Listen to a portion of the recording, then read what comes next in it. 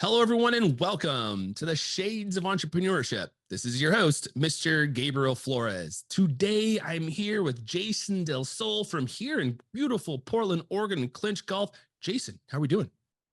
Doing well. How are you doing, Gabriel? I'm excited about this one because, folks, we're talking about one of my favorite sports that I love to yell at more than anything, golf. But before we get into all things golf, Jason, go ahead and introduce yourself. Who is Jason DelSaldato? Jason DelSaldato is a lover of all things product. I've been living in Portland for about 15, 16 years. Worked for Nike for a while, and then when COVID hit, left and met my partner, Matt, and we started Clinch Golf based on basically taking the things that I had done at Nike for so many years, which is trying to solve the problems of an athlete or a consumer, and taking that and putting that through the lens of golf gloves. Love it. Now, folks, I got to apologize real quick. Jason DelSaldato. I forgot. I just did the Del Sol because we're talking about Del Sol earlier. We're talking about the Nikes and all sorts of fun stuff. So I apologize for that. No worries. I'm really excited. So tell me, first let's talk about Clinch Golf, and then we'll take a step back and we'll kind of talk about how we got here. Sure. Yeah, Clinch Golf, we've been around 2 years.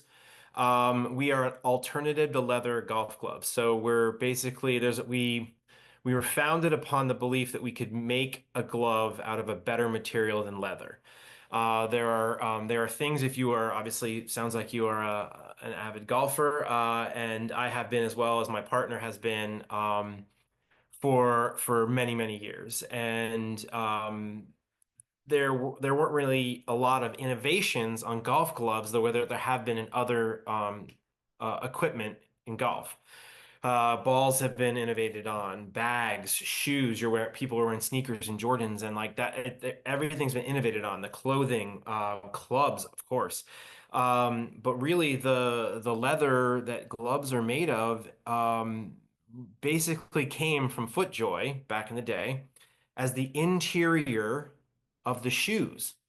And Oh, they were, interesting. oh, the interior leather, the white leather that was inside the Yeah. golf shoes. They said, well, why don't you try to make this? That's where the golf glove came from, was that material.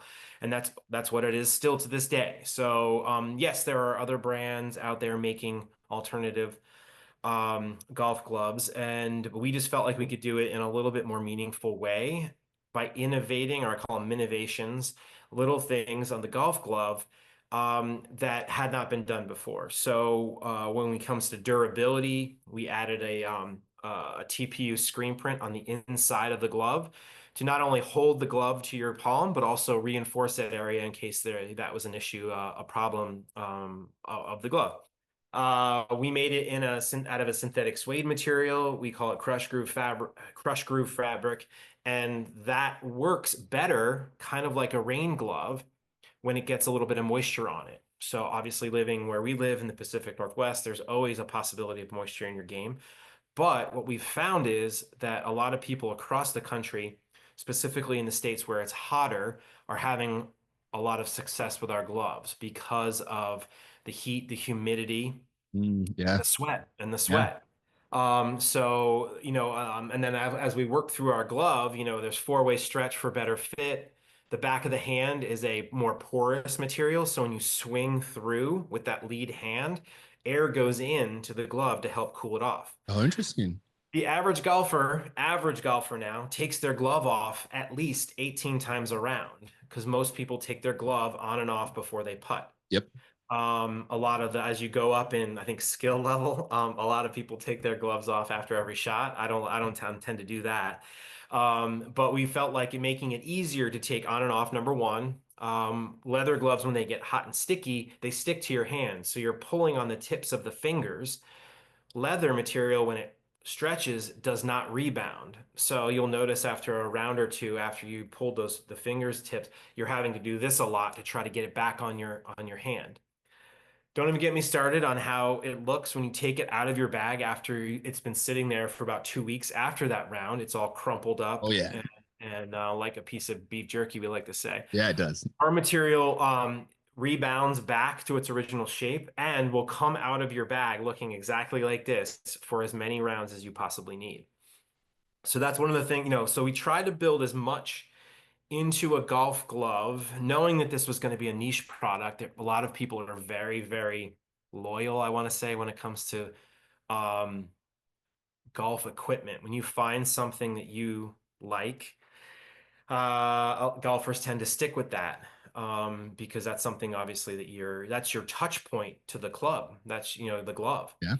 And so we wanted to build all of these things in and really bring something new to the marketplace. We've been around for about 2 years. We've seen steady growth. It's just my partner and I, we run a very, very, tight, wear a lot of hats situation when it comes to a startup. But we've seen some traction. Our goal was to start DTC, .com, build out from Portland. So we've been in multiple locations in the Portland area, in physical retail. Some places like Wildwood Golf Course gave us a shot from day one, and we're always refilling there. Ryan, who helps run that out there, he really does a good job of working with local golf companies, to give them a shot, and it's been very successful out there. And then we're going to look to build out as we start to get bigger, down the road, and try to get to more green grass accounts across the country. But right now, I think the direct to consumer model is working very well for us, and we're looking forward to continuing to grow. Yeah, I gotta tell you, everything Jason just mentioned is the exact thing that happens. You those leather gloves, man. I was wondering. Now, like, it's kind of now that you started to talk about it, I'm like, oh no crap, it makes sense. Like every time I take off the gloves, I'm sweating all the time, so I pick it up, and it's so hard to take off because it's all moisture and leather and wetness don't really match very well. And then, as you mentioned, you don't go golf for a couple of weeks, and you come back, and that thing it's beef jerky. It is all crunched up, and it's like it's hard, and you're trying to put your fingers back into it, and it's never fun. And I'm one of those people. In fact, I'm reading the book, Fix It Yourself. The golf book, and one of the things that because I'm constantly ripping the inside of my glove, and I'm realizing it's because I'm holding that dang thing a little too hard, and so like learning all these little things, and one of the things you mentioned was the innovation piece. It really is. I haven't. In fact, folks, if you go check out the shadesofE.com, formerly interviewed Mr. Forsey from Painter Golf. They're creating some innovation, but again, I've never heard anything about the gloves. Now let's take a step back. Why gloves? Where did you start to see the problem that like this needs a solution? Yeah, so my partner reached out to me through a friend and knew that I had been in product creation for my entire career, and that was with multiple companies. I worked right out of college at Abercrombie and Fitch. Oh, you're the guy standing outside the shirt on, got a shirt on. I wish. No, I went right into what they call their merchant program right out of college. I worked in stores for a little while, and that was basically my master's in product creation. You work directly with factories, designers, and really get to learn how to bring a product from inception, design, all the way through to marketplace, and then understanding how the market, works, working on sell through and everything from A to Z, when it comes to product creation. I then took that to Burton Snowboards, where I was there for 8 to 10 years, and then Nike for 13. So had a very long, history and resume of working for some really great companies, in product creation. So I met Matt, my partner, and he said, "Hey, I have this issue. I have this problem. I think I know how I want to solve it. Can you help me? Is this something you feel like you'd be interested in working on?" And I was like, "Hey, listen, let's try it. Why not?" I think I have some good connections within the industry. When it came to our source base, where we currently make the gloves, they also make gloves for some larger companies as well. Not only in golf, but also receiving and batting. And that's where we really tried to take inspiration from other sports, other gloves, other types of equipment, because the glove is a piece of equipment. It's not an accessory. So we were like, okay, how can we maybe look to innovate a little bit on the golf glove? He then mentioned he had obviously had issues with the ripping in that palm, and he had some ideas about how he wanted to fix that. So we started, talking to some designers, talking to some local, to some of those source bases. They are based in China. Unfortunately, there's not a lot of stateside manufacturing capabilities for this kind of product. Yep. If there ever is, we'll definitely be looking to do that. But we went where the experts were, and that was in some of these factories that are making some of these gloves for some of the big boys in the golf marketplace. We told them our idea. We said, hey, this is what we want to do. We started, really generating some samples, wear testing. I think we did about 50 people, friends and family, other people within the Portland area. Tried the gloves for several weeks. We had a whole Survey Monkey thing. People were giving us feedback. This is what I like. This is what I don't like. And we really that's how it started. It was with a problem. It was like, hey, I'm ripping the glove here. What do we feel like we can do about that? Also, we deal with moisture in our game. And again, I know I mentioned Pacific Northwest. That's where we live. And there's a lot of moisture, whether it be, even if it's Right. not raining, you're waking up in the morning and it's dew if you're Oh playing yeah. an early morning round. But we also talked about sweat. We also talked about things like just grabbing a beverage from your cart Oh, good or point. Yeah. condensation on anything. There's always moisture in the game, and we wanted to make sure that we were combating that in a way that made sense. So things like that was where we started with. What was the problem that Matt was experiencing? How could we solve that through product innovation?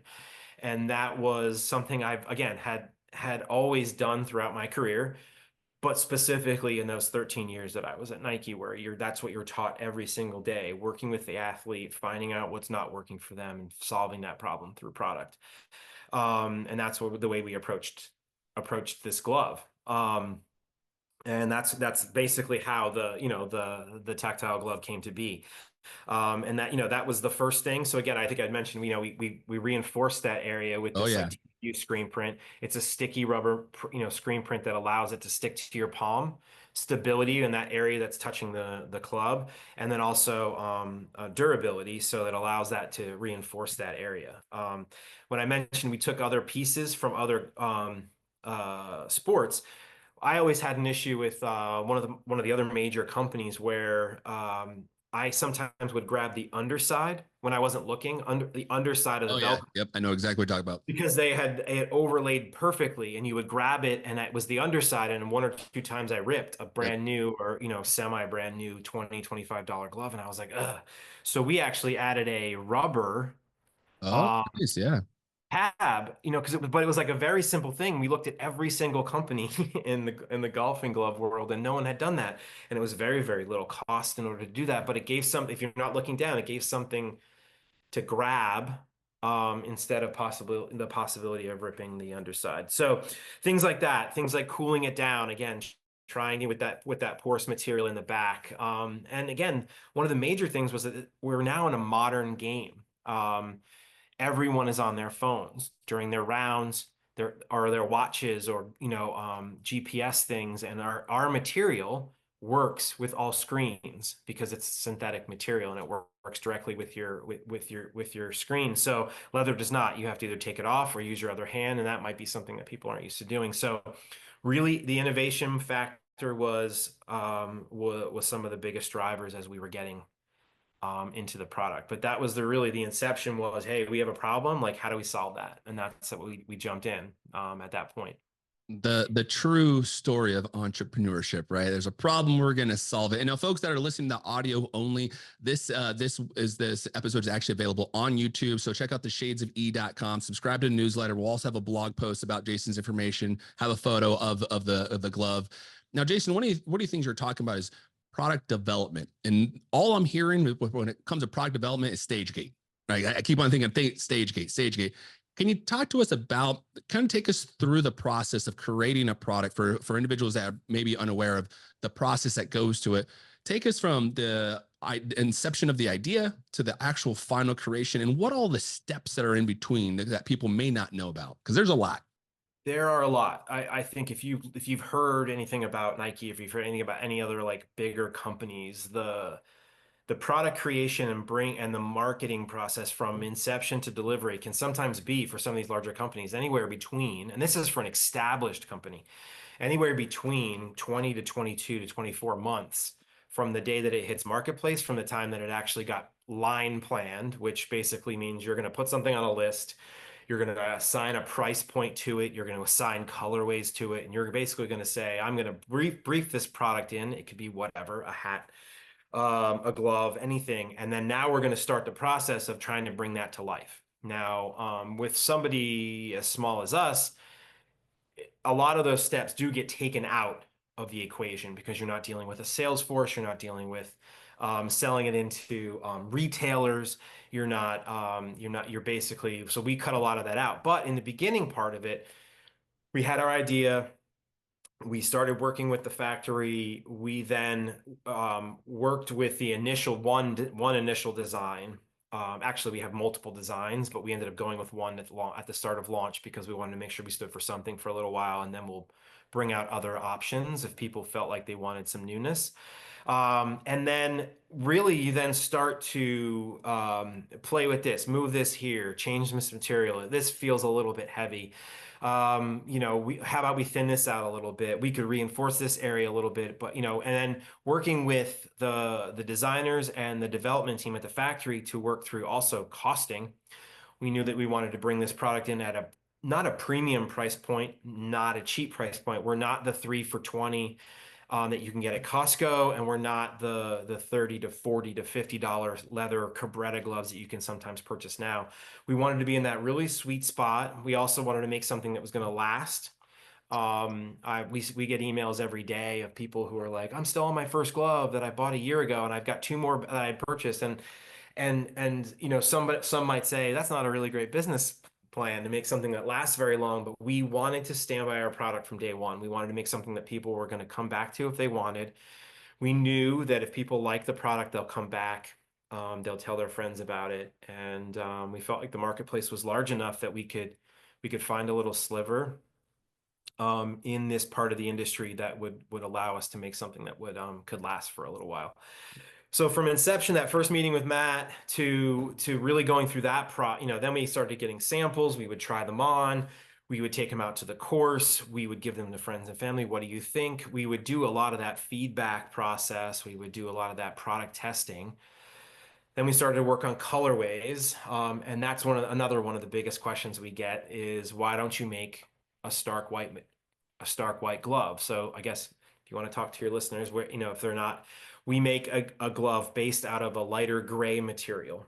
And the reason being is that the synthetic suede in its stark white form looks very cheap. If you think white felt or something along those lines, that sometimes just even looking at it wrong can get very dirty. So I think that was, and we also said, hey, how do we want to stand out in the marketplace? If you go to a golf and you're part of a foursome, or if you go play in a tournament or whatever, 99% of the gloves, especially if it's during the summer, are white, because leather is white and that's what they're going to be putting out. We wanted to stand out a little bit, and we also wanted to make a product that was going to look quality. And we had gotten some initial samples in a white, and it was just like it was not us. We wanted to be different. We want people to golf different, and we wanted to give them something like that. If you're standing on the tee box with some people, they might be going, "Hey, like, what is that? What is that glove?" And ask questions about it. So that's why we based our initial launch of the gloves in a light gray. We did a tonal gray, which is what you have here, and then we did a bunch of different versions: black 4-way stretch here, blue, green, and then that material, which is 100% polyester, and can be sublimated. So that's where we can bring in a lot of newness when it comes to prints and things like that. And I don't know if you've seen this one, but we just recently launched with a collaboration glove with Seamus Golf, which is also a Portland-based brand, to do that's dope.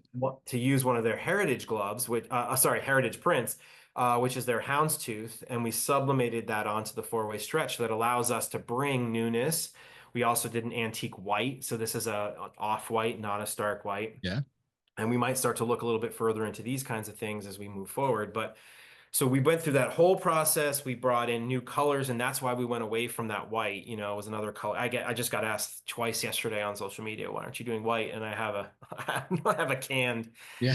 response that I put out because I'm tired of typing the same thing over and over again. But it's you know, and I get the question, but we want to be different in the marketplace. We want people to look at us as being a different glove, and that allows us to actually separate us from that.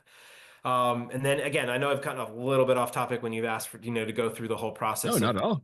but you go through all of these thoughts, you know, and I think it took us 2 years from the first day that we met for a coffee to in 20 to when we launched in 22 to really like get something that we felt like was ready for the marketplace. You then have to work with your factory because we're nothing, you know, we're like less Yeah. than nothing when it comes to a large company or a large factory that's making stuff for big brands like you know, Nikes and the other and some other golf companies that are out there. To have them, we had to convince them that we were not going to be a flash in the pan. This wasn't going to be a one order thing, that we wanted to be around for a while, and would they work with us, you know, at a good price on some of these smaller units. So you're working through some of that. And then we had a really great response in year one. You know, I think we were self-funded. We didn't take any investments at Nice. all. I think, and we do all of the hats. We wear all the hats. We fulfill out of the garage here at my house. All the stock is here. I'm the one you talk to if you email. I'm the one that does all the social media. Product development, product design, all of the stuff, the other things like hats and things and towels that we have, and Matt does a lot of the other things when it comes to finance and to website and to a lot of those kinds of things. We're now doing a lot of work with influencers. We're doing some really great work there. Some people who are doing some great stuff on YouTube. You mentioned YouTube earlier. There's somebody who and they have a code and they push the gloves, they believe in the gloves, and then you know, we can get the word out a little further. So we're from day one to, you know, to when we launched 2 years ago. We're, you know, it's been a journey, but it's been fun really just trying to bring this thing to life. You Yeah, know, no, and again, I love this story because I think, folks, it's very important to understand this. This was 2 years in the making. You know, entrepreneurship. Again, I'm running the podcast. I'm editing. I'm doing all the marketing, the SEO, like Jason. Even though if you email info@theshades of you're talking to me. So I wear all the hats.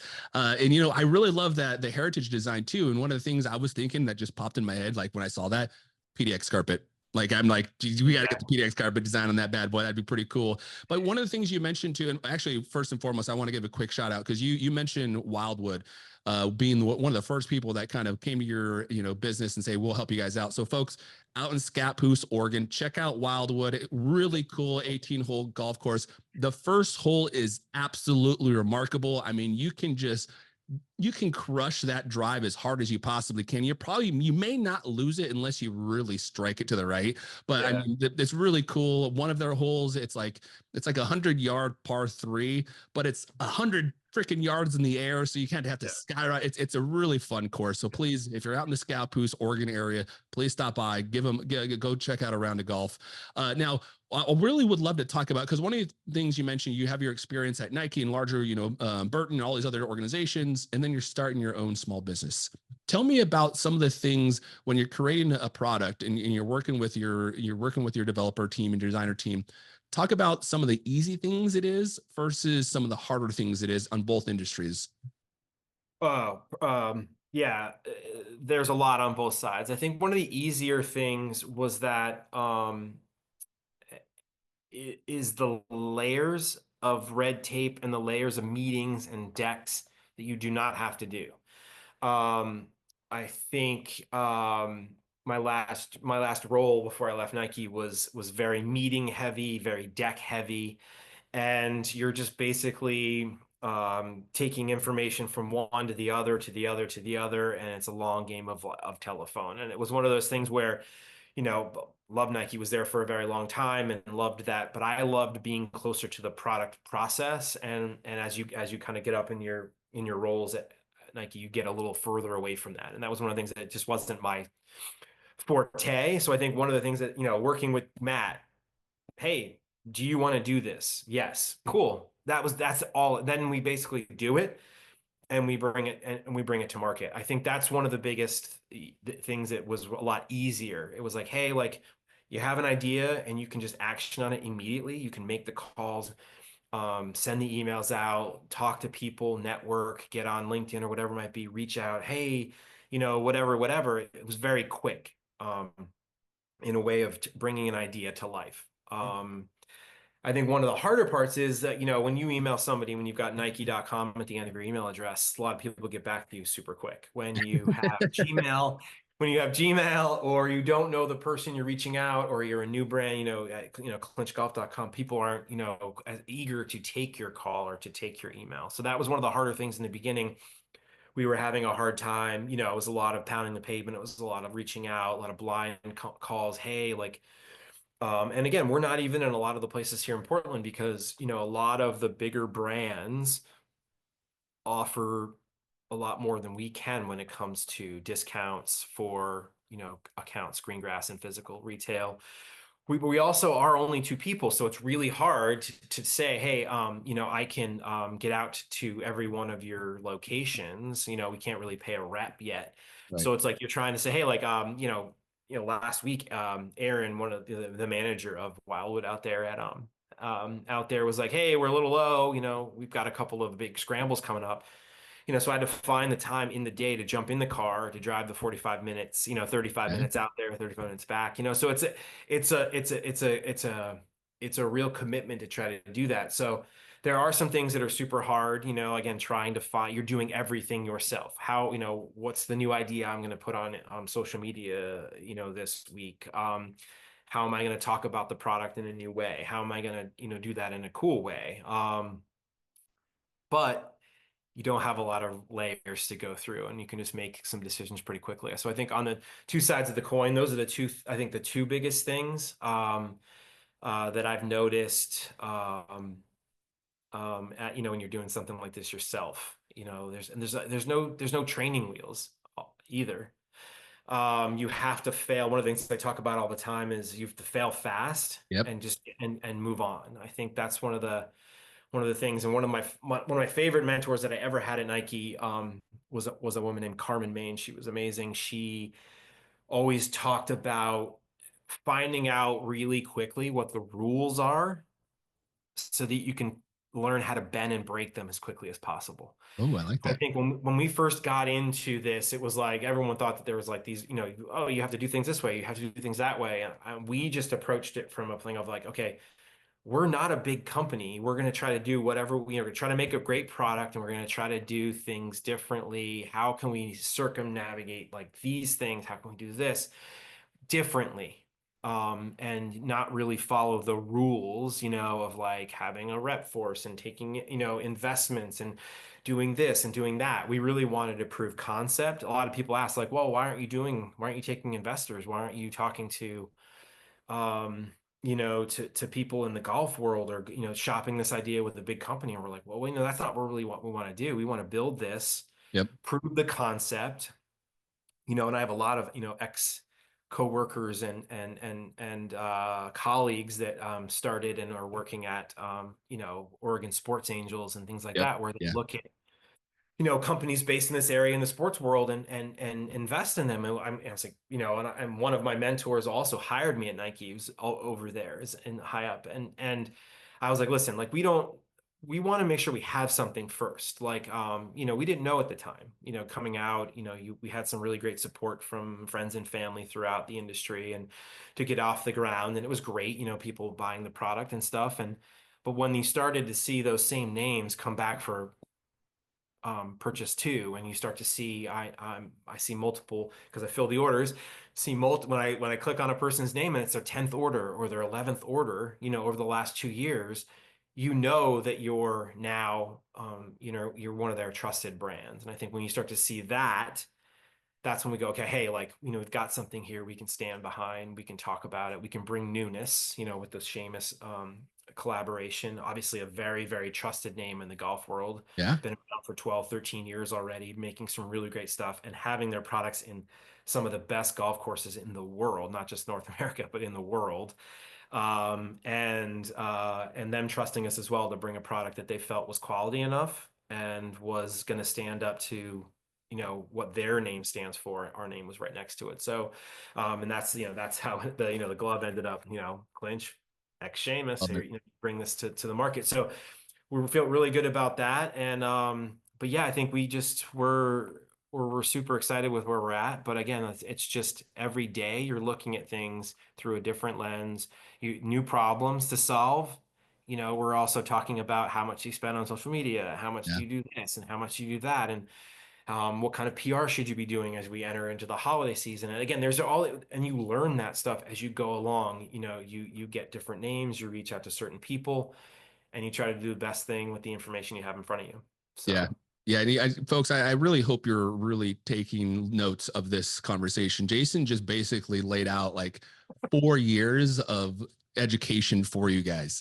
Let me try to break this down a little bit. First and foremost, I really love the marketing piece. You say you have like people coming back, and we're going to come back to that marketing funnel, folks, here in a little bit because we'll talk about that loyalty piece. But one of the things you mentioned was really important was reaching out and actually building relationships with the developers, with your contractors, the folks that are actually being fulfilling the items, right?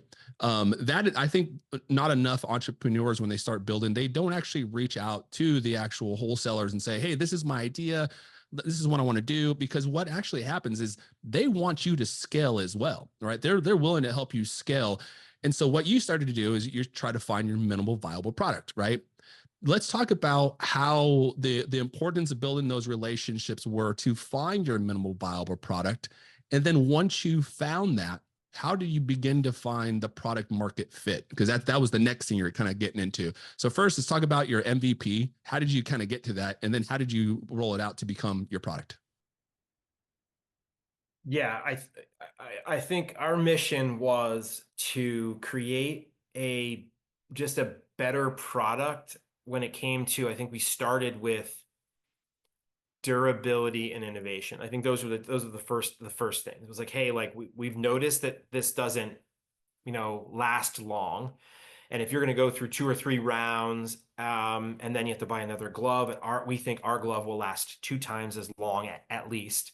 You're saving every time you purchase a glove from us, you're saving, we would say $20, because you're basically every 2 leather gloves, you'd be buying one of our gloves. And we wanted to come out with that. But our mission was, hey, we're gonna try to innovate on something that hasn't been innovated on.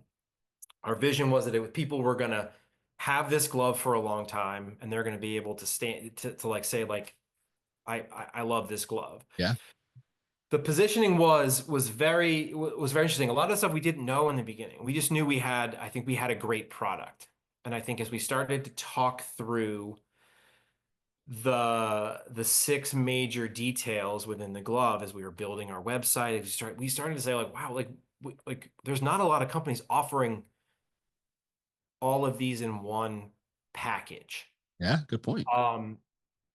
You get the feel from a Cabretta leather glove, fine. But the second after you take it out of the packaging, you put it on your hand for the first time, that's it. It's never going to feel like that again. You can then go to the other side of the spectrum with other companies that make product that looks very, very, very futuristic and like made with faux leather, which is even less. If it gets wet, it's even worse. And I'm not going to mention the names. I don't, I'm not like talking bad about other brands, but they were on the other end of the spectrum and probably have a really great following when it comes to what they're good on. But their price points were higher. We started to go, oh, like futuristic works with if it gets wet, is light enough to give you feel, works with screens. We started to go, wow, like we have a lot of things built into one product. How are we going to start to tell people about that? Because as you know, on social media and everything these days, the attention span is, Yeah. is much lower. If you don't catch someone in the first 2 seconds of Yep. like flipping through or scrolling through your video, you're not going to get them. And I've learned myself, I have a very hard time being on camera. I didn't mention that before we jumped onto this. Um, um, but I had to start doing that. I have a couple of friends who are in this world. A guy named Jordan Rogers, who's kind of ex Nike guy as well, living in Texas, working with a lot of this material online and on social media. And I was just talking to him, talking to a couple of other people, and it was just like, you got to just try it and you got to do it. And that's when I started jumping on. I started jumping on to the camera and talking about what makes our gloves different. And then one of the agencies that we're currently using to help us out with our ads and our creative and stuff like that, is taking some of those initial videos Yep. that were just going to be me talking about. And I came up with, it was called FAQ Fridays. It was just, Oh, I smart. started to kind of pull up a lot of the questions that I was getting. White gloves, can your gloves be washed? Why, what's this rubber thing on the inside? I started taking all these questions and going, wow, I think there's something here where I can start to tell people exactly what they're seeing instead of having hoping that they see the little 6 box on our website, which is one scroll down, and then actually taking the time to read it. No one's going to be doing that. So how can I take those things, bring them to more of the forefront, try to get people's attention? And I think it's been okay. We're now using it as an ad, that same video, and I get a lot of comments and trolls every day. Um, about your grip is wrong. That's why it's ripping there, and this and that, and it's Oh, all this, gotcha. Yes. Yep. you got to roll with it, and you got to kind of go with it, and you got to say, hey, like I'm educating people on our product. That's the goal of this, and I think we had to look at things from a different perspective as we got into talking about the product. So when you get to bring it back, when it was MVP, it was like, hey, we have a goal of what we want to accomplish with the product. Yep. And this is what we think we want to do for the future. And then like the positioning was, hey, it's going to be about details. It's going to be about benefits. It's going to be about the product. It's not going to be, it's going to be about those things, not like, are we cool? Are we coming out with a new, creative launch around apparel every season? That's not going to be what you're going to get with Clinch. We'll eventually hopefully do some of that down the road if we ever get to a place where we've grown to a bigger place and we really, that's my sweet spot. That's my bread and butter. I Yeah. can do those kinds of things. But it was more along the lines of like, we're going to give people a great product. We're going to stand by that product. We're going to be really great and meaningful with our customer service. We're going to, and when I say stand by our product, it's like we have a really, really great return and exchange policy. We try to say, hey, if you had an issue with your glove, we'll replace it. We'll get it back out to you, tomorrow, or even today. Sometimes if you catch me before the USPS guy gets here to the house. And I think it's one of those things where we just want to be very transparent. We want to bring people great product, and we want to stand by that product as long as we can.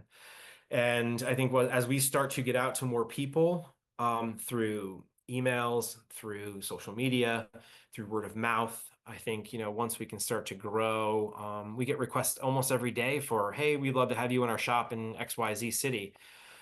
Because I tried your glove, I believe in your glove. I talked to our club, our manager at my local shop, and we want to get, and it's like, we would love to do that. We just can't currently do that when it Yeah. comes to the two people.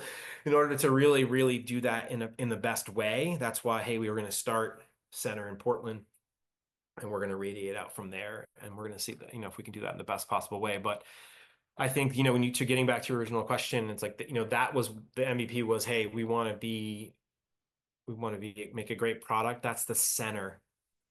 And then we're really going to stand by that product through all the other layers of the things that people are looking to us for.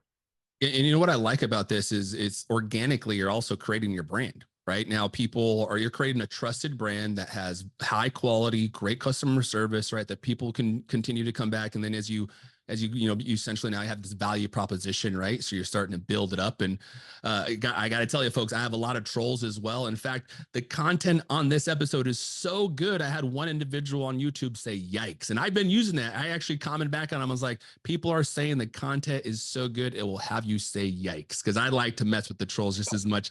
Now, one of the things you also talk about is like marketing, right? Building out the brand. And you also talked about influencers. In fact, folks, go check out the shadesofE.com. Colin Lamb man for us, a former guest on the show. I would love to see Clinch on there sometime. He does a lot of stuff. So if you ever check him out, he's really, really fun to watch. But talk about your guys' kind of marketing structure, your strategy. Talk about your sales funnel and how you kind of get people aware of your product, and then how do you become a loyal consumer? Colin was an influence on me, honestly, along with another guy who goes by Golf Projects on Instagram, as well as I mentioned Jordan earlier. And Jordan and Colin were actually in that 7-Eleven photo shoot. They were Yep. two of the Yeah. influencers that they had pulled in along with this other guy. And I actually reached out to him. He lives like super close to me as well. And reached out to him, and we were just chit-chatting back and forth. And I love his whole thing around transparency of if you want to make something, and his whole like here's the factory and all Yeah. that stuff at the beginning. But The amount really of it was, information that guy gives, guys, you got to check out Colin. If you want like yeah. products or factories from across, he's a guy to follow. So I reached out. I was like, hey man, like how do you like and I watched his transformation from when he first started to where he currently is now, and how comfortable he is, and how do you edit your videos, and what are you doing this? And I reached out, and again, like that's where, generally speaking, it's hard to do that. I think in the world, and you gotta have to have a little bit of humbleness, a little bit of humility to reach out and say, I don't know what I'm doing Right. when Yeah. it comes to this. I'm very personable when you get in person. I'm very, I think, hopefully that comes across through, in this, and can do everything when it comes to product creation, can do all of that, really love the fashion industry, love the golf industry, love all of these things. But I was having a hard time taking that, bringing that to the screen for the company, because very overnight, it wasn't just this really pretty picture of guys on a golf course or a product shot that was on our website. It was me standing there talking about the product and being the face of it, the Yeah. way that some of these other guys were. And it was very, very daunting, I have to say. I can't even tell you the amount of times it took me to do one of these videos. And I started to, and then you start to think about like, oh, like, um, I messed up like at second 30, and I had to go back because it was a 40-second video, and I had to stop. And I was like, and I can't even tell you how many times I like got so frustrated. And I was like, man, I can't get through a 30 or 45-second video talking about this product that I know very well, that Right. we brought to life, and it was crazy. So then I learned about other, there's other ways to do that through editing apps like CapCut and things like that, where okay, like I started to then get a little bit more savvy on, okay, this is how I can piece together a lot of different things. They don't even have to be filmed at the exact same day or same time or any of those kinds of things.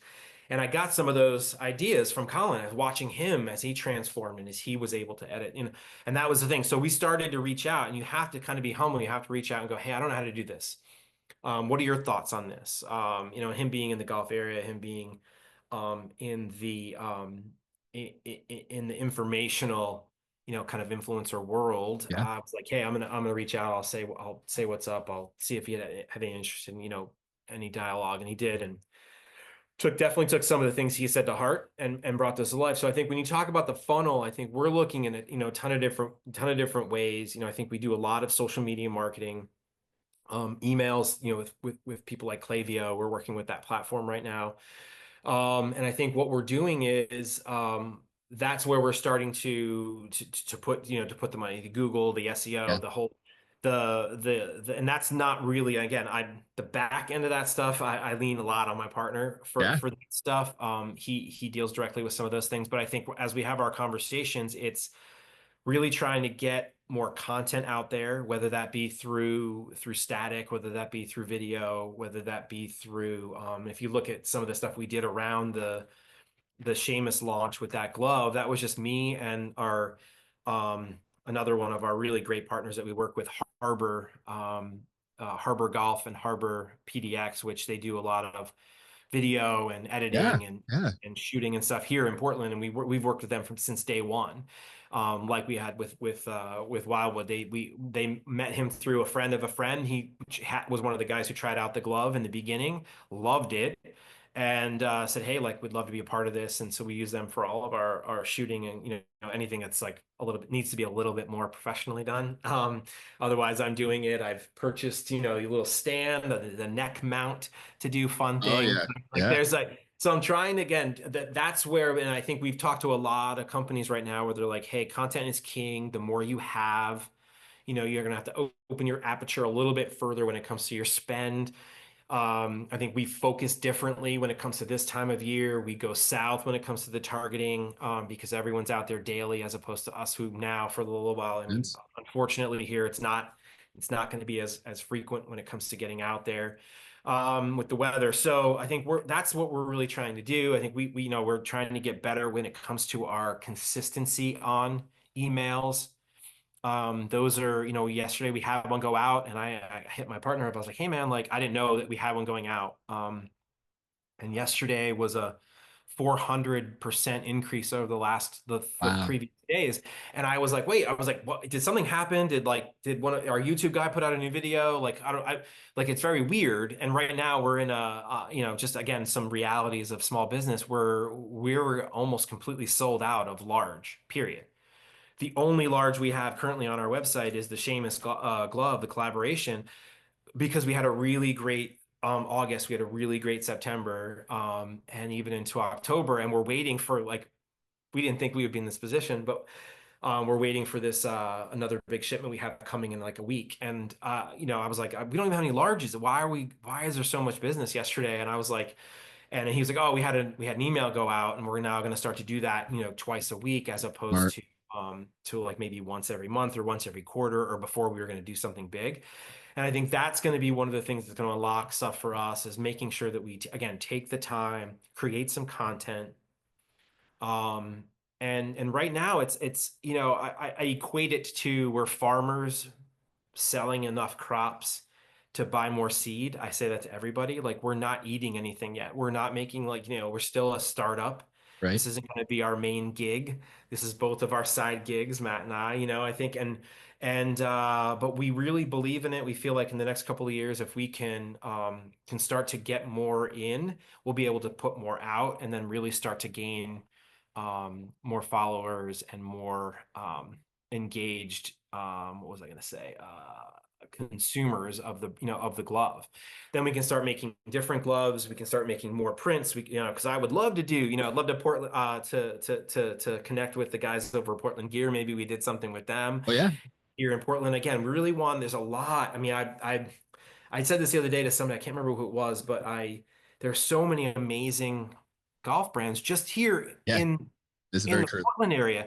And I was like, I don't know if there's every month, every couple of weeks every month during the summer, they have the Portland Flea. I don't know Yep. who the people are who put that on, but I would love to do one of those for golf brands, just to have a one weekend before like the season starts in April, to have everybody come out to like a little, I don't know, area. And you've got really, really amazing companies here, and influencers, like we talked about with Colin and a couple other people, who have started some amazing golf brands and are getting their products out there really well, just in this little Portland area. So I think that's why we were really excited to work with Seamus. We were, I've met some people at, companies like Jones recently, and played some really great rounds of golf, and people just really trying to get out there, try to do as much as you possibly can to get the name out there, show people your product. If they're not personally using it, at least they know that other people are, as you start to get that, you said that funnel out. Yep. I know that all those answers I gave you were more anecdotal, not like data related, because again, a lot of that stuff,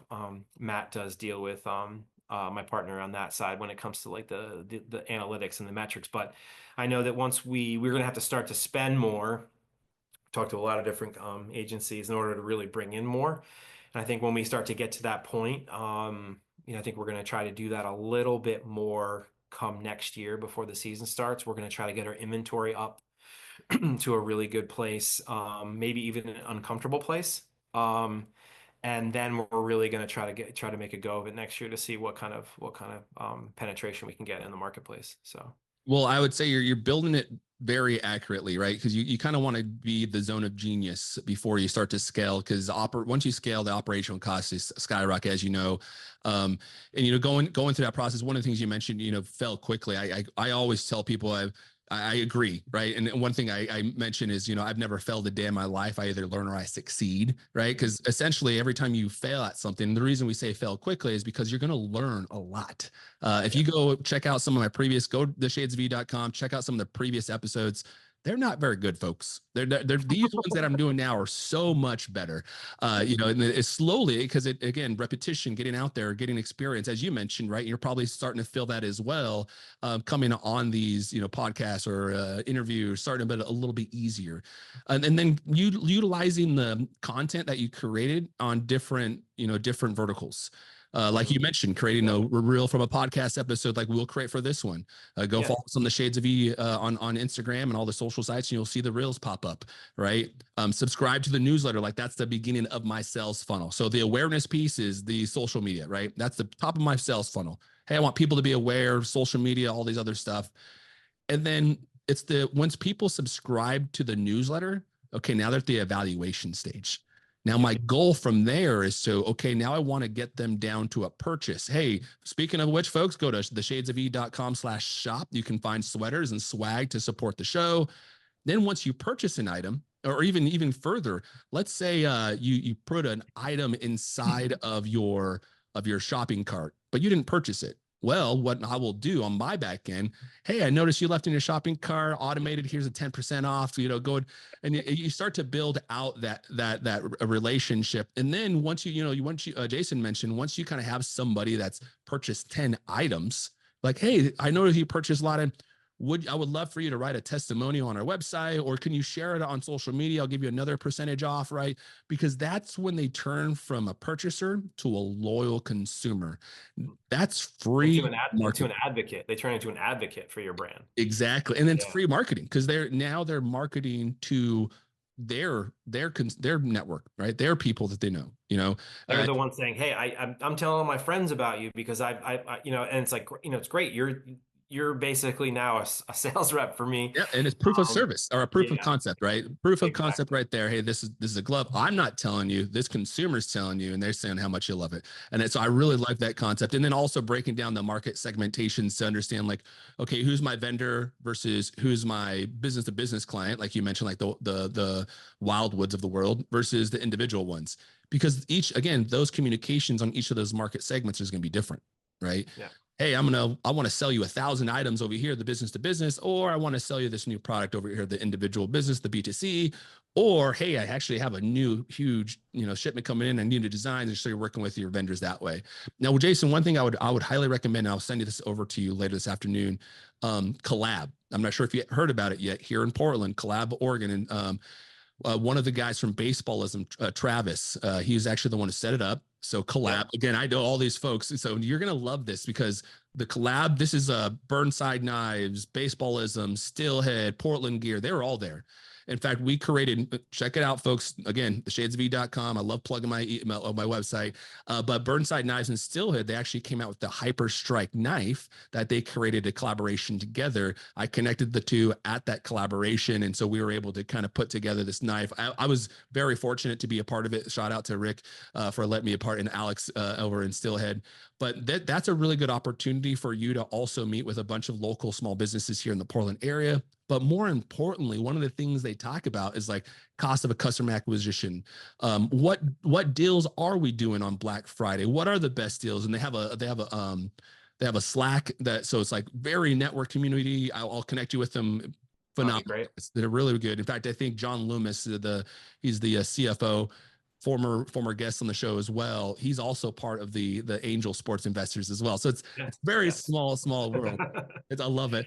Now, we Jason, actually met with the guys at Baseballism before we started, because our freight forwarder that we were working with suggested that we reach out to them, and we got one of the best pieces of advice from the beginning from one of those guys as well. And then again, all the people you're talking about, I've crossed paths with at some point, whether it be through my world at Nike or when we first started the conversations about this. So I love that it's a very small world, and I love that people are so accommodating when you reach out to them and they want to help. They, because we're not competing with each other. This is a we'd love to see everyone succeed kind of vibe. So that's awesome. That is one thing, you folks that may not be familiar with the Pacific Northwest in the small business world. The amount of support you receive in this community is astronomical. I run in the small nonprofit Latino founders. We raised, a little over $500,000 just last week. We did a pitch competition, Pitch Latino here in Portland. We sold out OMSI 308 tickets, and we gave out $30,000 in grant funding. And so we're helping to scale. Our goal is to help scale 100 Latino businesses here in the Pacific Northwest to $1 million recurring revenue in 5 years. And we're doing this through pitch competition. We got accelerator programs, and the accelerator program, like the education is the one piece, but the where the rubber hits the road is the mentorship, right? Mhm. Identifying someone within that vertical that can really support this entrepreneur and scale in their business. Like you mentioned, reaching out to Colin, reaching out to the baseballs, and reaching out to all these different thought leaders within this area is so important because they're willing to share their knowledge. And at the same time, they're also willing to kind of help you avoid the landmines of entrepreneurship, which there's a lot. There's a lot. Yes, Yeah, there are. Jason, you've been doing this. You're scaling your business. You've been in the corporate world, now in the small business world. What advice would you give to an aspiring entrepreneur? I think I've dropped a couple of the nuggets that I would say. I would say just not to be afraid. I think just try. I think that's the thing is like like we talked about, you're gonna suck in the beginning. You're gonna fail. There's gonna be some times where you're questioning what you're doing. But I think one of the things that you talked about earlier, the MVP, thinking about some of that upfront work, looking at the market you want to get into, doing your research, trying to find out where you'll be different. You don't just want to be another carbon copy of somebody who's already doing something. Try to find that niche, however small, and be passionate about it. And really, really, really, like you talked about, take advice, reach out. Don't be afraid to, like I said, appear you don't know something.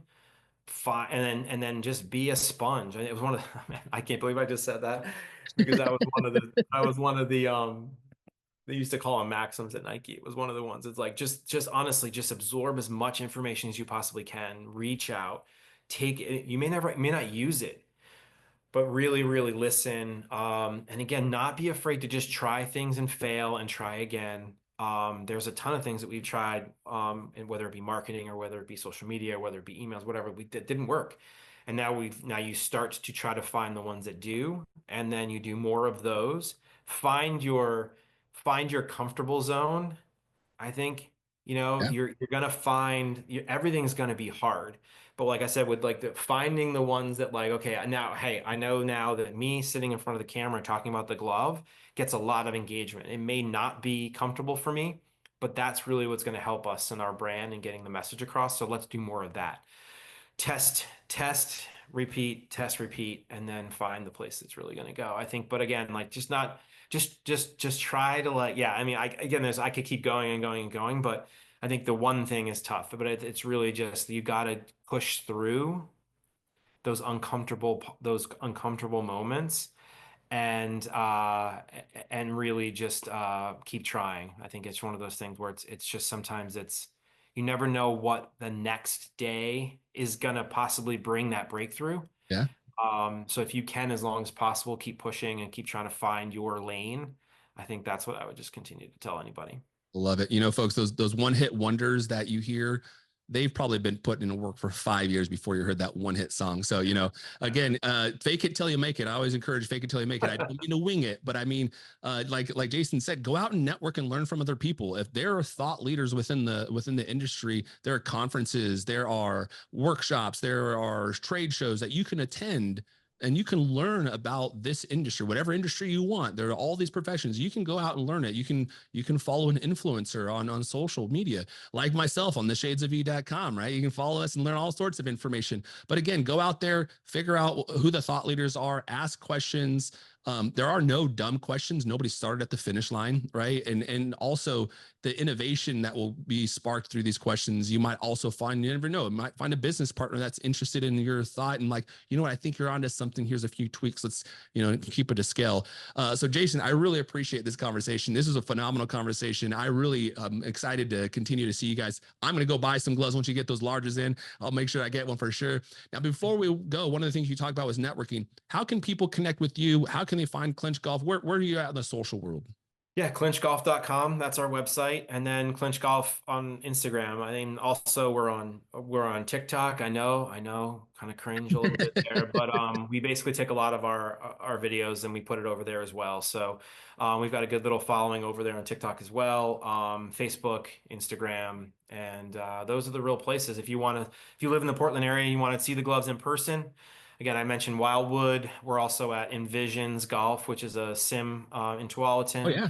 All the X Golf locations, Tualatin Country Club, a couple other country clubs come next spring. So, and then honestly, reach out on the website.